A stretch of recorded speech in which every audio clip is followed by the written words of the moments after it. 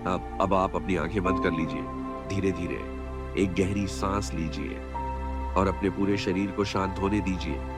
आप एक शांति से भरे हुए वातावरण में प्रवेश कर रहे हैं। ये कहानी ओशो के एक अद्भुत प्रवचन से ली गई है। कोई वीडियो नहीं है, कोई चित्र नहीं है, सिर्फ शब्द हैं जो आत्मा तक पहुंचते हैं। बहुत समय पहले की बात है।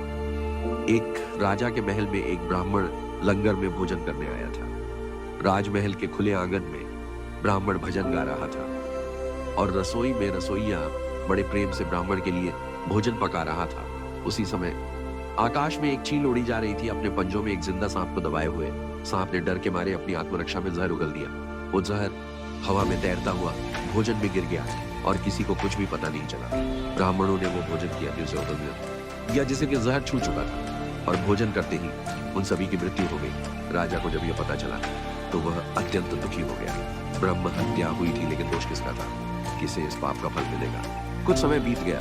कुछ और ब्राह्मण राज्य में आए। महल का रास्ता पूछने के लिए उन्होंने एक महिला से पूछा। महिला ने रास्ता बताया, लेकिन साथ ही यह भी कहा, भाई जरा सावधान रहना, महाराज अब ब्राह्मणों को जहर खिलाकर मार देते हैं। बस इतना कहना था।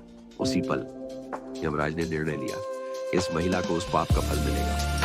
यमदूतों ने पूछा, प्रभु यह महिला तो उस घटना में शामिल भी नहीं थी। यमराज मुस्कुराए और बोले, जब कोई पाप करता है उसे आनंद आता है, पर यहाँ न राजा को आनंद मिला, न रसोइये को, न सांप को, न चील को, पर इस महिला ने बुराई के रस में आनंद लिया, दूसरे के पाप को मजे से दोहराया, इसलिए पाप का अंश उसके खाते में भी दर्ज हो गया। ओशो कहते हैं, हम अक्सर सोचते हैं कि हमने कोई पाप नहीं किया, फिर भी जीवन में दुख क्यों आता है? क्योंकि जब हम दूसरों की बुराई करते हैं, उनके पापों का बोझ भी हमारे जीवन में उतर आता है।